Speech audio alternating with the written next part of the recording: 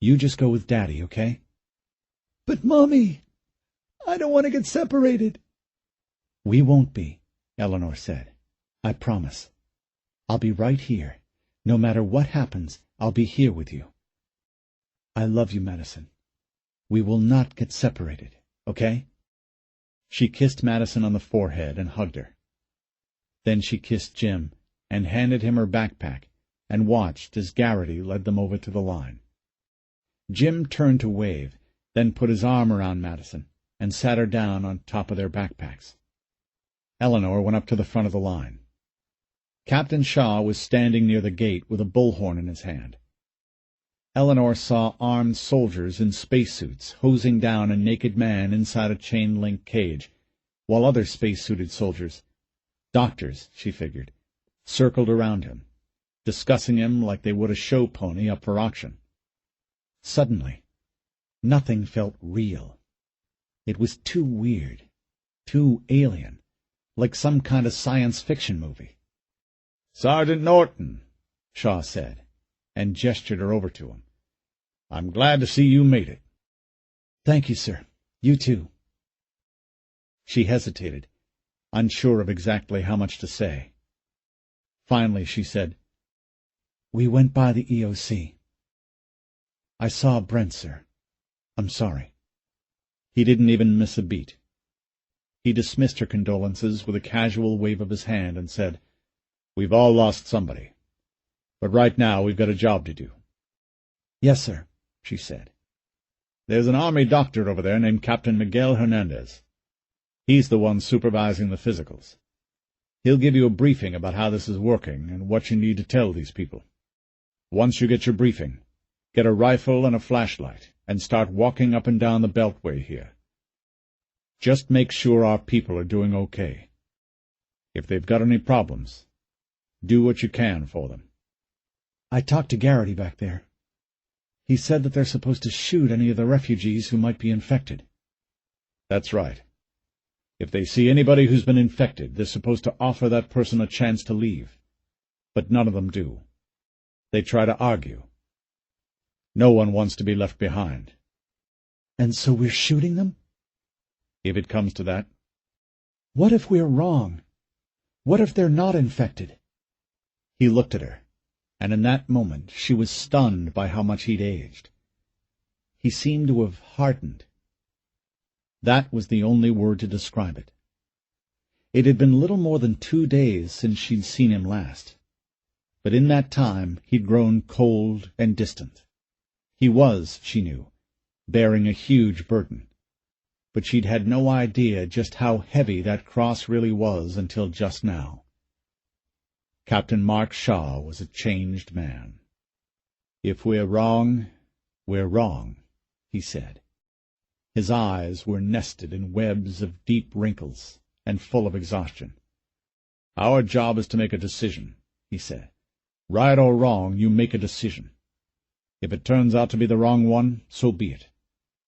But I would rather you be wrong than stand there looking lost and indecisive. Now go on. It's getting dark." "Captain?" "What is it, Sergeant?" "Sir, I have about 24 Red Cross volunteers with me. Do you mind if I use them to relieve some of our officers?" "No, I don't want that. Let them back up the officers if they want to, but the officers themselves stay on duty. I need men I can trust with their weapons ready."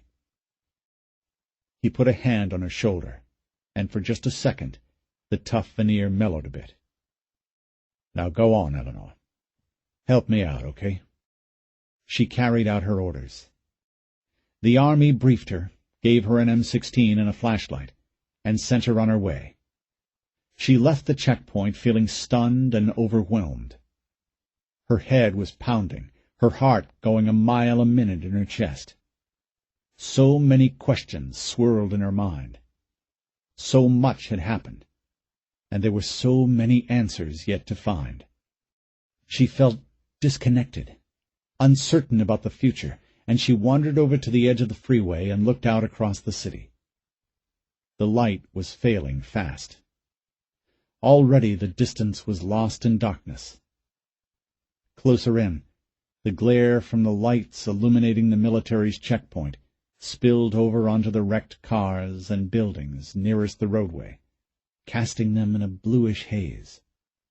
A figure was moving out there. Eleanor leaned forward and squinted into the darkness. At first she wasn't sure, but then the man turned slightly, as if he was checking to see if anyone was following him, and at that point she was certain. "Anthony Shaw," she muttered. "What the hell are you doing?" He was supposed to be up here with the rest of the officers, helping out. What did he think he was doing? And why did he look so paranoid? As she watched, he picked his way through the obstacles in the water until he reached a pickup between two larger vehicles. Eleanor heard yelling behind her and made a quick backwards glance. More fighting, she saw. When she looked back toward the water, she thought she'd lost Anthony. But he reappeared at the front of the pickup the next instant and was raising the hood. Really curious now, Eleanor leaned forward some more. Most of the pickup was obscured behind the body of a school bus, but she could see just enough to realize he was pulling two duffel bags out of the engine compartment. "What the—" He opened one of the duffel bags and looked inside. Eleanor couldn't see what he was looking at, but evidently Anthony was satisfied with what he saw, for he zipped the duffel bag closed again and put it back in the engine compartment of the pickup. She wondered if they were the same duffel bags she'd seen him pull out of that Volkswagen the previous night, and it seemed like they probably were. "I wonder," she said. Eleanor walked down the on-ramp and stopped at the water's edge. She hadn't, she realized, thought this through. She couldn't exactly take a boat over there. A motorboat would make too much noise. Even a canoe would attract undue attention. And besides, what if she was getting all curious over nothing? She had a backpack for herself, after all. Every member of her family had one. What if Anthony Shaw was using the duffel bags to stash his MREs and first aid kit, same as her? What if he had old family photo albums in there? "Yeah, right," she said aloud. There was no way. If it looks suspicious, that's because it is suspicious. "You're up to something, Anthony Shaw." There was no more hesitation. She walked into the water, which had receded to the point where it was a few inches below her hips now, and waded through floating trash and driftwood toward the cluster of vehicles where Anthony Shaw had been doing his thing. The halogen lights from the military checkpoint threw a blue circle of light onto the water, and she skirted around it. No sense in giving her position away if she didn't have to. And that was probably what saved her life, for at that moment she heard the pickup's hood snap shut. She froze, looked around, but there was nowhere to hide. She could hear him splashing as he moved around the front of the big rig between them, and she had nowhere to go. Another second and they'd be face to face. For a second she considered playing it off. She had seen something from the freeway, but wasn't sure what. She came down to investigate. "And what exactly are you doing out here, Patrolman Shaw? Did you see something too?" But in the same instant she knew that wouldn't work. He'd never buy it. "And if he is up to something," she thought, "he'll kill me." The splashing was getting louder, and so she did the only thing she could. She dropped down into the water and held her breath, and prayed he hadn't seen or heard her. This had been a grassy field before the flood. She gripped a handful of St. Augustine and held on, uncertain how long she could do this. Certainly not long enough to wait for him to pass by. "Gotta get behind him," she thought. She swam toward the big rig. Maybe, if she was lucky enough, she'd come up close enough to the rig that she could use it as concealment. It had been, about 60 feet from her when she went under? She could do that. Except that she didn't dare open her eyes under this water. With all the chemicals and trash and oil and God knew what else floating around in it, she didn't dare. She was probably taking 20 years off her life just by swimming in it. That is, if Anthony Shaw didn't get her first. Luckily, she didn't swim head first into anything. She'd felt the grass give way to asphalt beneath her, which meant she got lucky. She could have hit a guardrail or a drainage pipe or anything. She could have cut herself up pretty bad. But luckily, that didn't happen. She swam until it felt like her lungs were going to burst, and then she slowly rose from the water, wiped it from her eyes, and opened them. She was about 10 feet from the rig. Anthony Shaw was just a dim shape receding into the night. He, too, was skirting the blue circle of lamplight, and that little observation convinced her she'd been right to be cautious. He was up to something, and this was her chance to find out what. She slid back onto the cover of the big rig and watched him go up the on-ramp. Concealed in darkness, she waited until he got to the top of the ramp. He glanced back, scanning the area around the trucks, just as she knew he would, and then went back to his duties on the elevated part of the beltway. When he was gone, she went over to the pickup, reached through the busted-out driver's side window, and popped the hood. The 2 black duffel bags were jammed into the narrow space between the fan belts and the radiator. She had difficulty pulling them loose, because he had really wedged them down in there. But eventually they came. She rested one on top of the engine and zippered it open. It took her a moment to process exactly what she was looking at. It took her a moment to process exactly how much cash she was looking at. "Jesus," she said. "Oh, Jesus." Nervously, she glanced back toward the freeway, scanning the retaining wall as if it was a guard tower of a prison, and she an escaping con. "Holy crap," she muttered. Again she wondered how much money she was looking at. There were bundles of what appeared to be 20s and 50s and hundreds, wrapped up in tightly sealed bricks. She'd seen heroin shipped like this, layer upon layer of cellophane strapped down with duct tape. The bags were wet, but the money looked dry as a bone. Whoever wrapped this money up, she realized, knew it would have to sit in the water for a few days. And then she remembered when she had first seen Anthony Shaw with these duffel bags. She tried to play back in her mind the buildings around them. The Texas Chemical Bank was right there on the corner of Canal and Lockwood, less than half a block away. Anthony Shaw had been there with his brother Brent and some other guy that she hadn't recognized. And now Brent Shaw was dead. She looked back at the retaining wall at the edge of the freeway.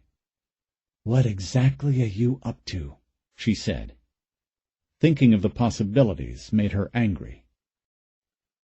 When she first came to sex crimes as a brand-new detective, Eleanor's lieutenant had called her into his office to welcome her aboard the good ship Perversion, as her fellow detectives not so lovingly referred to the unit. Entering the office, she'd seen little porcelain birds all over the walls and on his desk.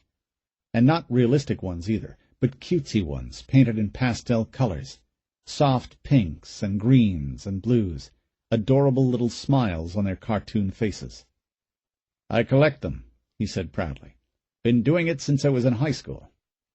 "Wow," she said. "That's kind of gay." The words were out before she quite knew what she was saying. She regretted them instantly, but they couldn't be called back. And so had begun her awkward stay in sex crimes. But the incident was typical for Eleanor Norton, who had a way of saying and doing things before she truly thought them through. She was doing that now. She had both duffel bags in her hands. They weren't that heavy, which had surprised her at the time, but the thought slipped away and was forgotten as she walked up the on-ramp, looking for Anthony Shaw. Eleanor found him standing near a broken-down Ford Econoline van, watching the line of refugees, many of whom were sleeping or playing cards or just sitting on their stuff, looking off into the distance at something only they could see. "Officer Shaw, I need a word with you." He turned around. He had an expression on his face as if all this was putting him out, as if it was a big giant waste of his time. But then he saw the duffel bags in her hands, and his eyes went wide. "What is this?" she demanded. He was nervous. She could tell that. He was scared, in fact. But he moved quickly, too quickly for Eleanor to react. He crossed the roadway, saying, "Ma'am, I can explain that. It's not what you think. That stuff is from my house. It's our life savings."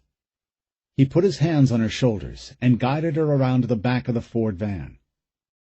She was out of sight of the other refugees and the Red Cross volunteers before she quite realized what was happening. Just like that, he had taken her out of view of everyone. And now, here she was, alone with him. "Let me go," she said. She backed up. He took a few steps toward her, his hand still reaching for her. "You stole this money," she said. "You're nothing but a common looter." "No," he said sharply. He stepped closer. "That's not true. That money is my family's life savings." She read his body language. He was like a cat about to pounce. He had that same predatory look in his eyes. Eleanor turned, suddenly terrified, and was about to run when she felt his hands on the back of her blouse, clutching at her. "Let me go!" she screamed. He yanked back on her blouse, slinging her up against the side of the van with a loud crash of dented metal. The impact knocked the air from her lungs and made her vision turn momentarily purple. When it cleared, he had his hand clasped around her throat, squeezing. "Drop the bags!" he snarled. "Right now!" He was constricting her airflow. She could feel her throat threatening to collapse under his grip. But before that happened, she managed to gasp out, "You're a thief!"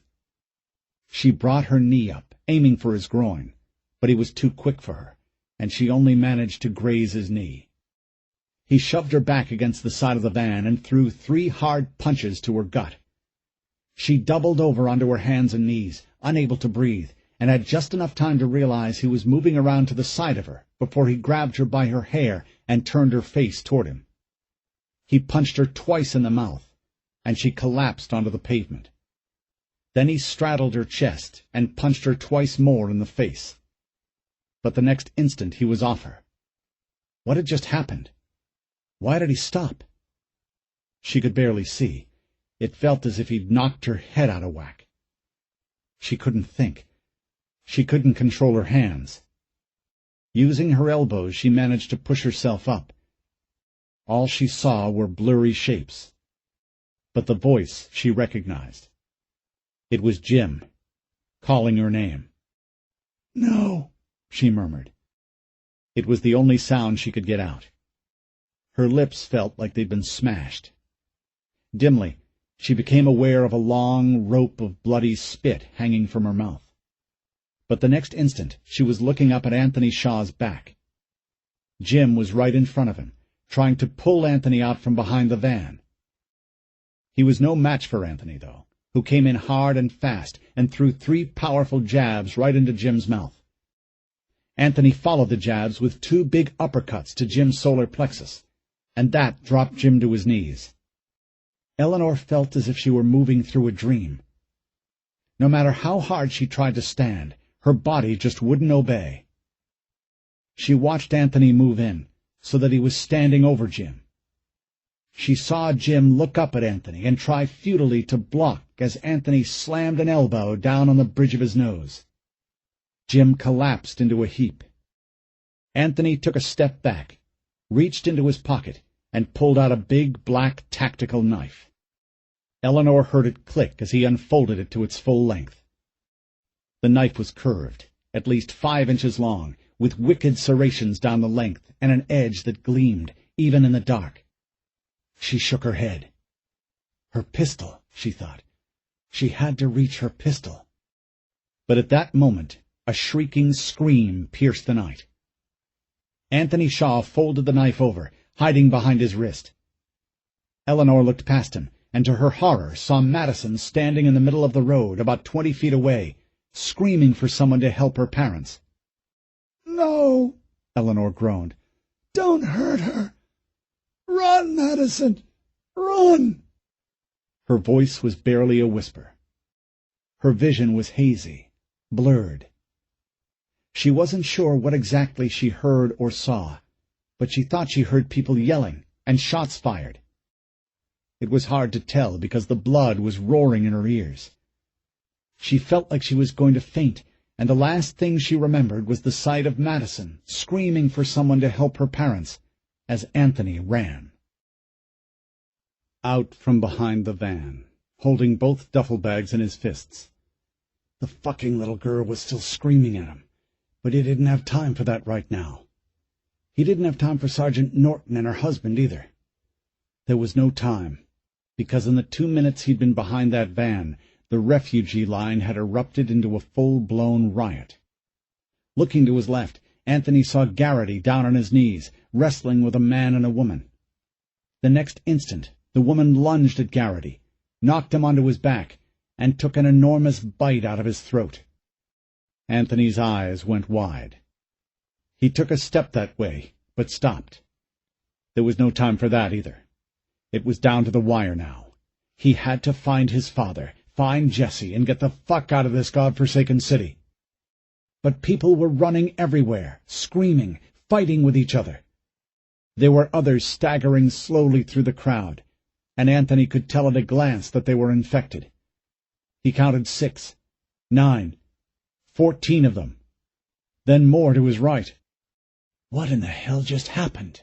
he muttered. He pulled his pistol and started moving forward, looking for his dad. He found Jesse instead. Jesse was fighting with 2 zombies near the checkpoint. As Anthony approached, he saw Jesse break away from them, take a few steps back, and open fire with his M16, dropping them instantly. "Jesse!" "Holy shit, where have you been?" Jesse shouted at him. "Dude, your dad's been looking everywhere for you." Then Jesse noticed the duffel bags. "What are you doing with those?" "We gotta get out of here," Anthony said. "Where'd my dad go?" "He got some night vision goggles from the army. He was looking out over the city over there and saw a shitload of those zombies coming this way. That's when he started yelling for you." "Dude, where were you?" "Getting these." "Where is he now?" "All hell broke loose back there," Jesse said, pointing down the length of the refugee line. "He went that way." Anthony looked down the beltway. From where he stood, he could see 3 on-ramps along its length. There were zombies coming up each of them, driving the refugees into a high panic. They were stuck, nowhere to run. The few officers posted along the line were laying down a steady stream of gunfire, their muzzle flashes like torches in the night. But Anthony knew they were doomed. "My God," he said. Then he turned to Jesse. "Okay, dude, we gotta go right now." "What about your dad?" "He knows how to take care of himself." "Seriously? You're gonna leave him here?" "He wouldn't leave you." "Bullshit! The whole reason for doing this was to be able to start over once we get out of here. We can't do that without the money. Now come on! Let's get the fuck out of here!" Jesse looked around uncertainly. "Okay, where are we going to go?" He pointed back to the nearest on-ramp. "We can't go that way." "Through the checkpoint." Before Jesse could object, Anthony took off running toward the checkpoint. Behind them, the riot had risen to a horrendous din of screams and moans and gunfire. Ahead of them, the refugees were surging forward, pressing up against the chain-link fence separating them from freedom. Through the huddle of bodies, Anthony saw the space-suited soldiers backing up, raising their rifles to their shoulders. "No!" he screamed. But even as he yelled, the bullets started flying. Those closest to the fence were nearly sawed in half. Those behind turned and ran, screaming even as they were shot in the back. Anthony and Jesse were caught up among them. Anthony using his M16 as a battle hatchet, swinging it back and forth to knock the panicked crowd out of his path. And then, suddenly, there was nothing between his position and the soldiers behind the fence but open ground and quite a few dead bodies. Anthony saw 3 soldiers lower their weapons slightly. "I'm a police officer!" he yelled at them. "We're not infected! Open the gate!" Another space-suited figure stepped forward, and Anthony heard him give the order to fire. "No!" Anthony shouted. The soldiers raised their rifles again and opened fire. Anthony hit the ground and rolled over by a dead man who had come to rest on his side. He could feel the dead man's body jittering as the bullets smacked into him. He kept down, yelling for Jesse to do the same. But when he rolled over onto his side to look for Jesse, he saw his friend face down on the pavement, eyes and mouth open, with a puddle of blood spreading out from beneath his chest. "No!" Anthony said. "No!" But Jesse didn't move. His sightless eyes just stared at Anthony, like a blank accusation. "No. Jesse, oh shit, man, no." Anger flared up in him, and he rolled over onto his belly, the barrel of the M16 resting on the dead man's thighs. He flipped the selector switch to automatic and opened fire on the soldiers. 2 of them went down. A third dived onto his belly. 2 of the men who had been doing the medical inspections ran for the back gate. Anthony sighted in on their backs and fired, dropping them both. He glanced over the dead man's legs and saw more soldiers coming up fast from the far side. "Shit," he thought. "Gotta move." He looked back toward the city and saw a crowd of the infected coming toward him. He was caught in the middle, with nowhere to run. "My ass," he said. Slowly, he inched his way over to the duffel bags and wrapped the straps around his fist. He took a few quick breaths, jumped to his feet, and started firing at the soldiers as he ran for the retaining wall at the edge of the roadway. The next instant he was over the edge and falling feet first into the blackness of the water below. "Mom!" Eleanor groaned. "Mom, please wake up!" Eleanor groaned again. "Stop it. It hurts." Madison shook her even harder. "Mom, please get up!" "Madison?" Eleanor blinked. Her vision was blurry, and her head felt as if it were about to collapse in on itself. What in the hell had Anthony Shaw done to her? "Madison, stop shaking me." "Mom, please. We have to go right now. Those things, they're everywhere." Eleanor groaned. With Madison's help, she managed to sit up, but everything hurt. The right side of her face was sizzling with pain, as if she'd pressed it to a hot skillet. Jim was rolling on his side a few feet away. His face looked bad, his shirt soaked in blood, his eyes black and swollen. Eleanor's mind was floating free, unable to focus, and looking at her husband, she had a crazy, almost hilarious flash of Rocky Balboa in his corner, a battered man staring across the ring. "Eleanor," he said, reaching a trembling hand toward her. "Mom, please, I need you to get up. There are zombies." But the words were clipped away by an ear-piercing scream. Madison was on her feet now, pointing at the blurry figure who had stumbled around the front bumper of the van. Eleanor blinked at it, and an apparition from a horror show came into focus. The man was blood-streaked. His clothes were filthy and hanging off him in strips. His hair was dark with blood, one of his eyes gouged out and oozing gore. Part of his lips had been torn away. The one remaining eye leered at them with a bloodshot combination of murderous hate and numb emptiness, rolling in its socket as he raised his shredded hands and clutched at them. "Mom, get your gun!" Madison screamed. Eleanor rolled over, groping at the pavement around her. There was no gun. She tried to tell Madison that, but the girl wouldn't stop yelling. Then Madison was pushing Eleanor over on her side, up against the retaining wall. "Hey, what are you—" "Get up, Mom!" Eleanor felt something slide underneath her. She looked down, and in her disconnected haze she saw Madison standing up with a rifle in her hands. "No," Eleanor said.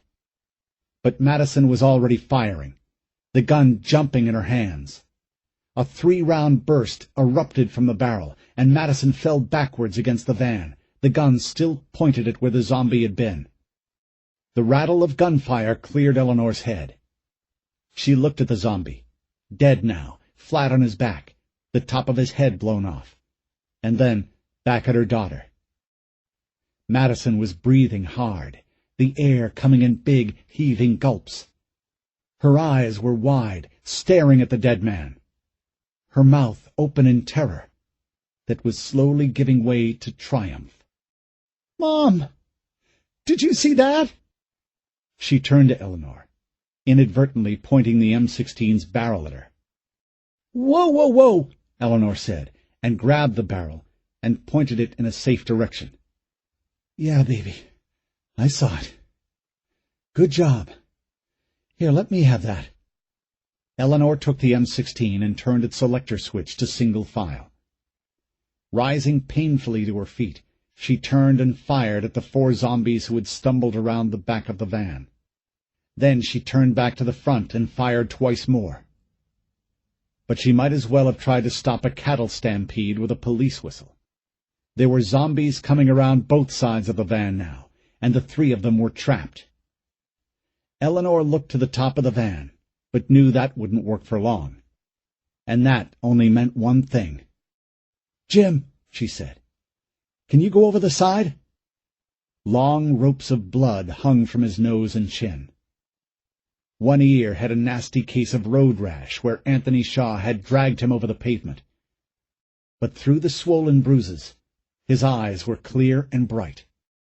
He stood up and leaned over the side. "The water's not that deep," he said, "but it's only about a 20-foot drop." "Go," she said. Without saying another word, he put his chest on top of the retaining wall and rolled over. Eleanor heard him splash. "Jim?" "I'm okay," he said. "Send Madison down." "Go, baby, hurry." To her credit, Madison didn't hesitate. She put her hands on the wall and was about to hurdle it when she stopped, scooped up her backpack, and jumped. "I got her," Jim called up. "We're okay. Hurry, Eleanor." The zombies were closing in on both sides of her now, less than 5 feet away. Their moaning had reached a frenzied, urgent pitch. Their hands reached for her. She turned to face the retaining wall and looked down. It seemed like 1,000,000 miles. "God help us," she said, and took a breath, and jumped. Chapter 18.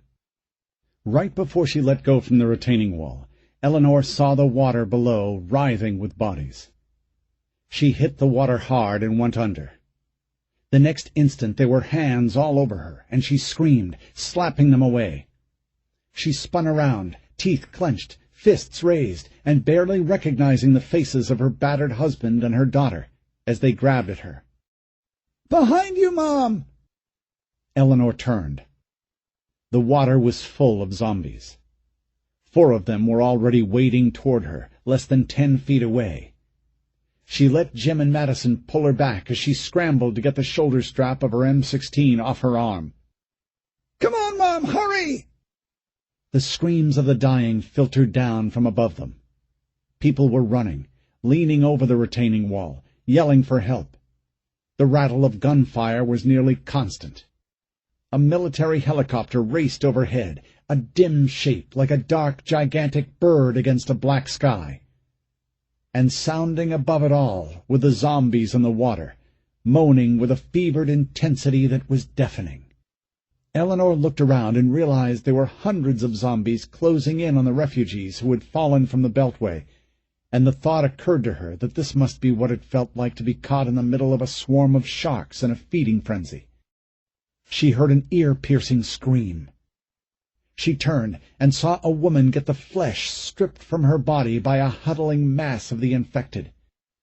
For a second, all Eleanor could do was stand there and gawk at the sight of that woman, wailing in fear and pain, and she was hardly aware of Jim putting his hands under her shoulders and lifting her from the water until she was most of the way into a boat he had found. Eleanor dropped down into a cushioned bench seat, still staring at the woman. Madison was shaking her shoulders, pleading with her to snap out of it. "I'm okay," Eleanor said. She grabbed Madison's forearms and steadied herself. "Really, I'm okay. Jim was already kneeling over the outboard, getting it started. The motor roared to life.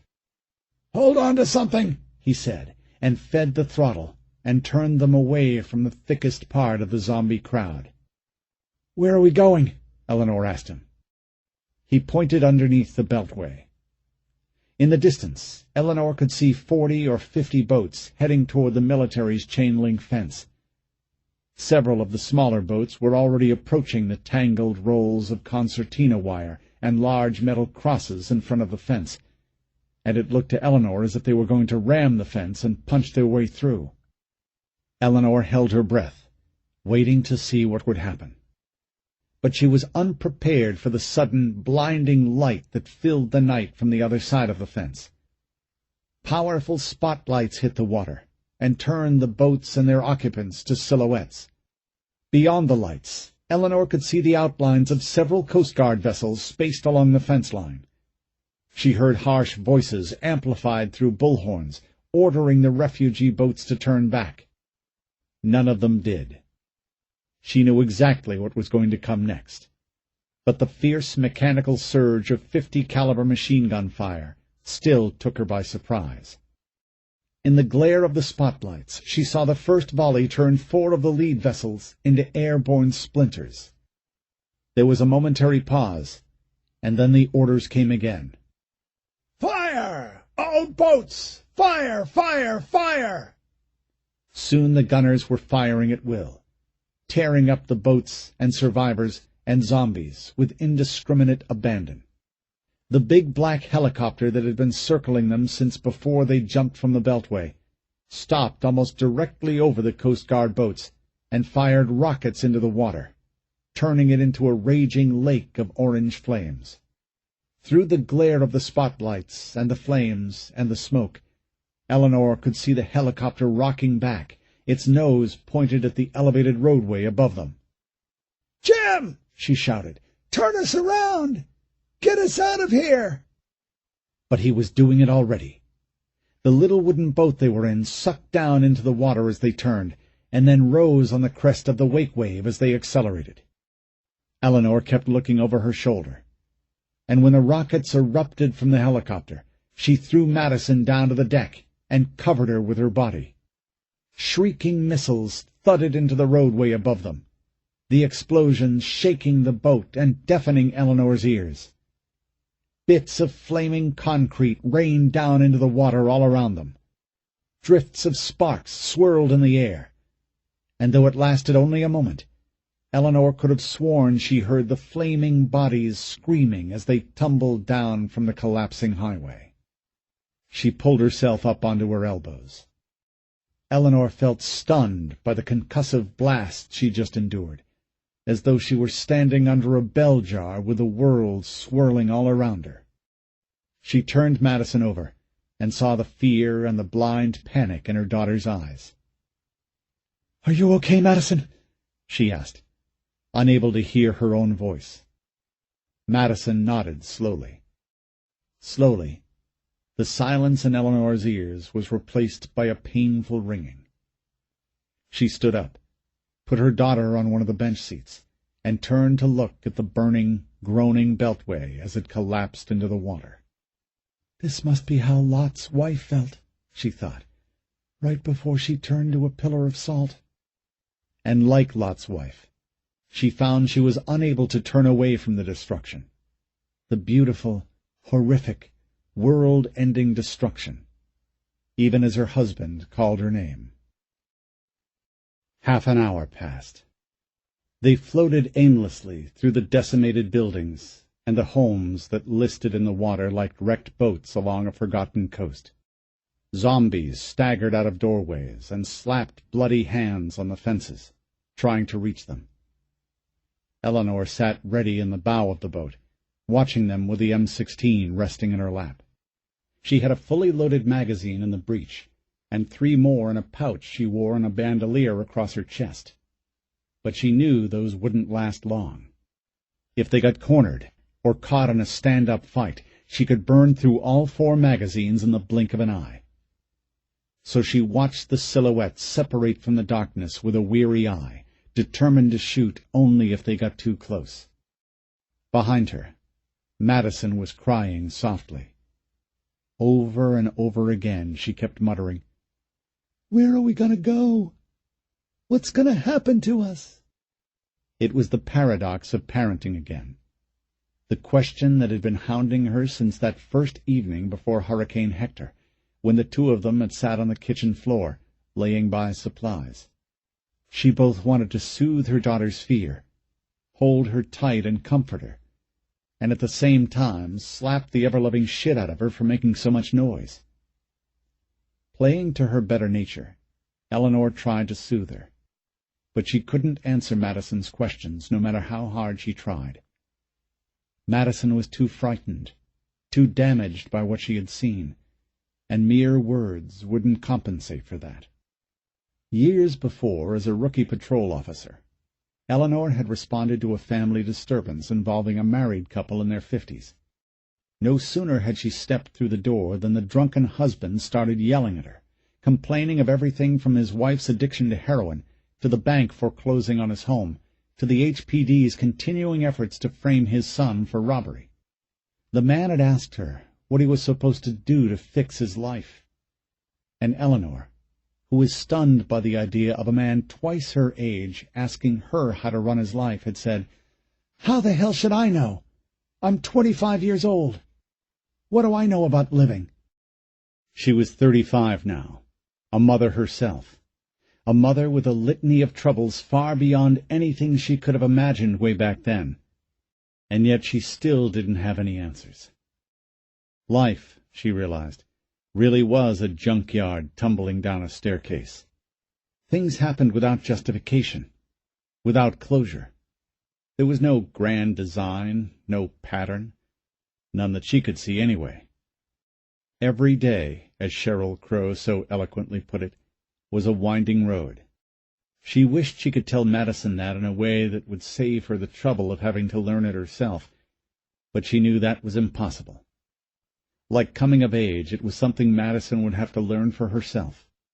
No one could do it for her. Her mind was still chasing the rabbit around that same mental racetrack when they rounded a corner and glided up on Anthony Shaw, who was standing in the back of a small metal fishing boat, kicking the outboard motor as if it had just called his mother a dirty whore. "Fucking piece of shit!" he roared at it, and kicked it again. He yanked the pull cord, and nothing happened. "Goddamn fucking piece of shit!" he said, and gave it yet another kick. Then he stood up and ran his fingers through his hair. He dropped his hands down to his side and balled them into fists. He was standing that way, stiff with anger, when he seemed to sense a presence behind him. Slowly, he turned around. Eleanor was standing in the front of her boat, her M16 leveled at him.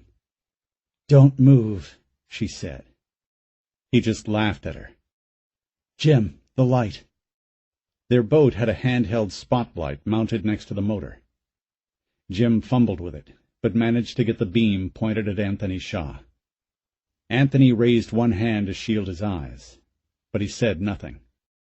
In the glare of the spotlight's beam, Eleanor could see the two black duffel bags on the bench in front of Anthony. "You stole that money, Officer Shaw." "I told you! This is my family's life savings!" "You're a thief, Officer Shaw. You're a disgrace." His smile slipped away. "What are you going to do, Sarge? You going to arrest me? If so, how about you come on over here and try to put on the cuffs? I'd like to see you try." Eleanor realized she didn't have an answer to that.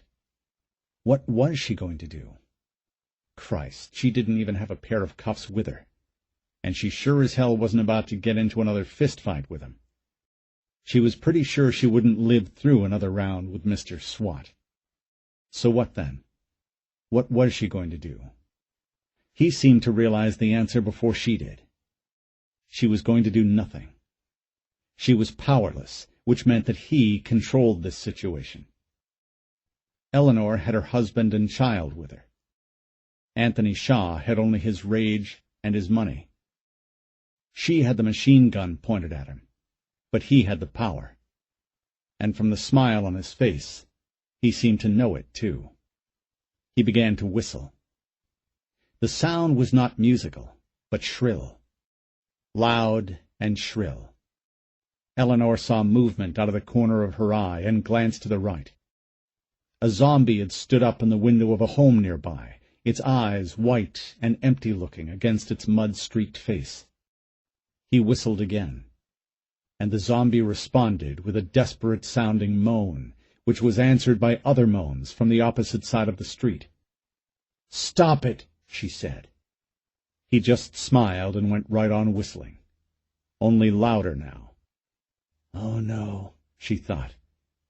"Officer Shaw, you crazy, suicidal bastard." "I'm not going to arrest you," she said, hoping to make him stop. "You know that. Not the way things are." The smile left his face. "Then why are you wasting my time, bitch?" "Because I want to know." He didn't respond. Instead, he reared his head back and howled like a wolf in the night. Eleanor could hear splashing all around them now, and she knew what that sound meant. She had seen the way the infected massed on verbal cues. It would only be a matter of time before every zombie in the area was swarming on their location. "Stop that!" she said. "Stop what?" he said. "What are you scared of? Her?" He nodded to her right. Eleanor didn't want to look. Anthony was smiling like a wicked child, and part of her knew that he was trying to trick her. How much more obvious could he be? She would glance to the side, then turn back to find him pointing a rifle at her. So she willed herself not to look, ignoring the splashing she heard over there. His smile widened. "Better tell your daughter to move out of the way. She's about to turn into zombie chow." Eleanor flexed her finger over the trigger. She was stuck, and she knew it. She couldn't back down, and she couldn't shoot him. Not another cop. Not this way. He would do it to her in a heartbeat. But damn it, she couldn't. Not like this. And then the splashing grew louder. She felt the boat rocking as Madison moved to the port side. "Mommy!" And it was hearing her daughter calling her mommy that did it. For the second time in just as many weeks, she heard the helpless toddler calling through the voice of the girl. Eleanor turned and saw a nearly naked woman with most of her face gone wading toward the boat. Her fingerless hands groped at the side of the boat. Eleanor gasped. "Mommy, shoot it!" Eleanor turned the rifle on the woman zombie and fired a single round. It hit her in the forehead and laid her back into the water with hardly a splash. A fast, simple death. But there were more zombies behind her, coming into the street from the spaces between the apartment buildings. At first 5, then 9, then a dozen more. They were everywhere. She spun around, pointing her weapon at Anthony Shaw, but saw that he had her beat on the draw. He had his rifle pointed right at her, his finger tensed on the trigger. All he had to do was flinch, she realized, and she'd lose her entire family. "Officer Shaw," she said, unable to keep the pleading tone from her voice. "Shut up, bitch!" he snapped. "Drop your weapon! Now! Put it down!" "No way," she thought. "I do that and you execute me and my entire family." She swallowed hard, suddenly aware of the sweat popping out all over her body. She was terrified. Her bladder began to ache. Her legs were weak, her hands numb. But he just stood there, smiling through his rifle's sights, coldly indifferent to her fear. Off to her left, a spotlight beam came on. Out of the corner of her eye, Eleanor could see it flickering between the buildings over there, catching the shrubs and balconies in silhouette and throwing their shadows across the water. It was coming from a flat-bottomed boat. And then a voice rang out. "Anthony, is that you?" "Yeah, Dad," Anthony answered, without taking his eyes off Eleanor. "Come on over." Eleanor saw Anthony's eyes narrow, and she had just enough time to think, "My God, he's going to shoot," when the boat started rocking. She teetered, thrown off balance, and as she fell backwards she saw Jim leaping forward, grabbing Madison around the waist and jumping into the water. Anthony started firing, and a line of bullets ripped through the hull where Eleanor had just been standing. Eleanor rolled over onto her back. Cold salt water was bubbling up through the holes in the bottom of the boat. It was already 2 inches deep and climbing up the sides of her body. Without even aiming, she stuck the barrel of her M16 over the gunwale and fired a 3-round burst. From the other boat, Anthony screamed, and Eleanor felt a savage, primal yell rising up within her. "You bastard!" she screamed, and fired another burst. Her second volley went wide, but it must have come close enough to scare him, for he dove over the side. When Eleanor heard the splash, she sat up and tried to find him. A terrible vision of him swimming back onto the boats and coming up next to Madison and Jim flashed through her mind, but she suppressed it. Instead, she made herself take a deep breath. "Slow down, girl," she thought. "Scan the water. Go slow." 6 zombies were already in the water, attracted by the noise of the fight, and there were more coming through the gaps in the buildings, but they weren't close enough to be a threat yet. In the distance, she could hear Captain Mark Shaw's boat accelerating around the line of buildings to her left. But there was no sign of Anthony Shaw. She looked everywhere, but the dark water showed no sign of him. Then she saw his M16 in the bow of his boat. There was blood on the stock, the shoulder strap caught on a cleat. The zombies were moaning now, their noise surrounding her. The nearest one was almost to Anthony's boat, and she was running out of time. Another moment or two and she would have to start shooting or run away, and with Captain Shaw barreling down on them, they wouldn't get far. "Maybe I killed him," she thought. But even as the thought started to seem possible, she saw him surface. He was moving along the far side of his boat, his hand inching toward his rifle. "No, you don't," she said, and fired at him. She missed, but got close enough to force him back from the cover of the boat. He stood up, and for a moment she had him framed squarely in her sights. He was bleeding from a nasty wound on his right shoulder, the arm hanging limply by his side. But it didn't seem to be causing him a lot of pain at the moment. To Eleanor, it looked as if he was debating with himself about reaching for his pistol. Would he have time to get off a shot? He was good enough to kill her with a single shot, but to do it, he would have to draw his pistol across his body with his left hand. There was rage in his eyes. She had him beat, and he knew it. He glanced to his right and saw a zombie just a few feet from him. He turned back to Eleanor, and she could just hear him mutter, "Fucking bitch," before he turned and waded off toward a small 3-story apartment building on the other side of the road. Things happened fast after that. A few of the zombies were too close to ignore anymore. Eleanor shot 3 of them, then turned and sighted in on a 4th. She pulled the trigger, but the gun was empty. "Shit!" she said, and quickly ejected the magazine and slapped in another. Captain Shaw's boat was up near the head of the block now. She could see the searchlight dancing through the trees, and knew he'd be on them soon. "Jim, get Madison out of here." "What?" "Jim, please, just do it. I'll hold him off. But you have to get her out of here." "No way. I can't leave you here." She pulled her pistol and jammed it into his hands. "Get her out of here. Protect my baby. I've got to cover you guys. Shaw will kill us all if you don't get going now." He seemed as if he was about to argue, but at that moment a zombie clawed its way over the gunwale of their sinking boat. Eleanor shot it in the face, blasting a spray of blood and bits of bone out across the water behind it. "Go!" she yelled at him. "Go, Jim, please!" "I love you," he said, and grabbed Madison around the waist. She struggled against his grip, screaming not to leave her mother behind. "I love you too," Eleanor said. "Now get going!" She watched them slip away through a gap between a white concrete wall and an old gas station, then turned back to their boat. It was sinking fast now, its hull full of water. She waded over to it, grabbed Madison's backpack, and then moved over to Anthony Shaw's boat.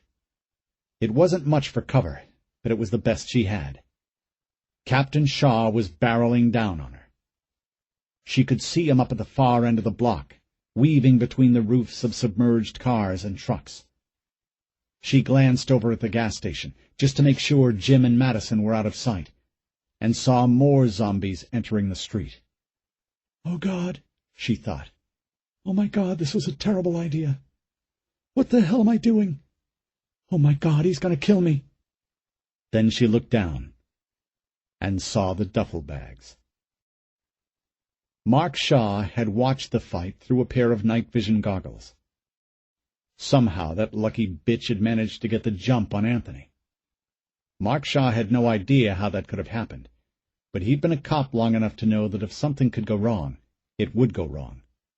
And it sure as hell had gone wrong this time. He didn't know for sure why they'd gotten into it with each other, but it wasn't hard to guess. Somehow she'd found out about the money, and that meant they were in trouble. But what was done was done. Anthony was hurt and pinned down somewhere. Shaw's job now was to rescue Anthony and get them both out of here. He raised the night vision goggles one more time and saw Eleanor hiding behind the bow of Anthony's boat, her weapon aimed in his direction. The crazy bitch had even put a backpack on. What the hell was she thinking? He kept scanning the area, counting the zombies that were pouring into the street from every direction. There were at least 16 of them. "Damn," he thought. "She's in the thick of it, isn't she?" Shaw couldn't see the woman's husband or her kid, and though he hated to leave loose ends, he figured that was probably okay. From the number of zombies around their position, he'd be surprised if they weren't dead. And that would be just fine as far as he was concerned. The less killing he had to do, the better. But Eleanor Norton, she had to go. He traded the goggles for his searchlight, and gave the little outboard all the throttle it had. Eleanor adjusted her grip on the M16. Her hands were wet, and the gunmetal felt slick in her hands, like she couldn't hold it right. Her fingers were tingling. Her face was flushed, sweat beading on her forehead. Every breath hurt. Her mouth had gone dry. First she felt hot, then cold. She kept her eyes at the boat speeding toward her, but all she wanted to do was lean over and vomit. "Oh, Jesus," she thought. "Oh, Jesus, I'm an idiot. I can't do this. I can't beat him. Not Mark Shaw, the man practically invented SWAT." Her breaths were coming in shallow gasps now. "Dear God, please let me live through this. Help me. I want to hug my daughter again. I want to smother her face in kisses. Oh, Jesus, please let me live." She raised the rifle. Sweat dripped in her eyes, and she wiped it away with the back of her hand. Then she lowered her cheek to the stock and blinked until she had the boat centered in her sights. She was about to pull the trigger when Shaw hit his searchlight, blinding her with a glaring white light. The next moment he was firing at her. Anthony Shaw had commandeered a wooden-hulled boat, and when the bullet smacked into it, the air around Eleanor's head filled with splinters. A big one snapped loose with a whistling zing and cut her cheek just below her right eye. Gasping in pain, she recoiled from the side of the boat and touched her hand to her face. It came away bloody. She saw movement to her left, and for a second thought it was Anthony Shaw coming back to help his father. But the ghastly apparition standing there was definitely not Anthony Shaw. One arm had been chewed off just below the elbow. Bits of tendon and raw strips of muscle showed through the bite marks on its cheeks. The eyes were milky white and hazy, but attracted her well enough. She backed away, following the hull, and it came after her. There was another zombie behind her, a woman with a nasty black gash where her belly should have been. Eleanor shot them both, then ducked under the water just as Shaw fired another burst. She crossed under the boat and came up on the other side, determined to give Shaw a taste of what he'd given her. Eleanor raised the rifle and started firing. The boat was moving from side to side, dodging through the exposed roofs of cars. But she wasn't aiming. She'd flipped the selector switch to fully automatic and was determined to burn through the entire magazine, the old pray-and-spray approach to target acquisition. And she got lucky. Or at least, she thought she did. The boat jogged suddenly to one side and smacked against the B pillar of the dark-colored passenger car with an audible thunk. The engine whined, then stalled, and Captain Shaw's boat began to drift toward the side of a building. For a second, she thought she'd killed him. He was hunched over the motor, and seeing him that way, not moving, she let out a grunt of triumph. "Yeah, you bastard! I got you! Ha!" But the next instant he was standing up and yanking on the pull cord to restart the motor. It coughed, then roared to life. "No," she said. A voice in her head told her to run, and she did. She turned and half ran, half swam through a narrowing crowd of zombies. They reached for her, their gore-streaked hands clutching at the backpack she wore, but she managed to thread her way through them. She scrambled toward the far corner of a white cinder-block building and got around it just as bullets from Shaw's gun blasted a line of holes down the wall.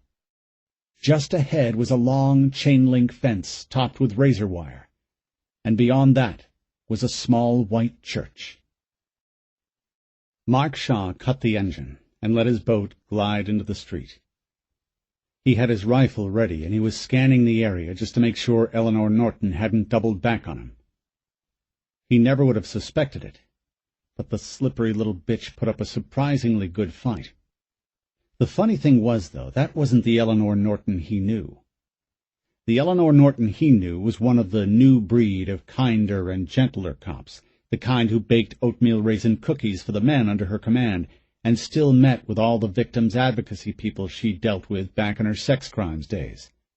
She was more like a den mother than a frontline police supervisor, and frankly, he'd expected her to shrink up in a corner somewhere and beg for him to spare her life. But the kitten, it seemed, had claws. She'd surprised him going under the boat like she had, and she was evidently a better shot than he'd given her credit for. That burst she'd fired had knocked the throttle right out of his hand and stalled the engine. Hitting a moving target like that in low light, and with zombies closing in all around you, wasn't the easiest thing in the world to do. And yet she had done it. Shaw had underestimated her, and he imagined Anthony had too. That was the only explanation that made any sense. "Anthony! Can you hear me?" Several zombies were wading toward him, and at the sound of his voice they began to moan. He scanned the area and counted 31 of them. There were more, it sounded like, just beyond the line of buildings to his left. "Anthony! Answer me if you can!"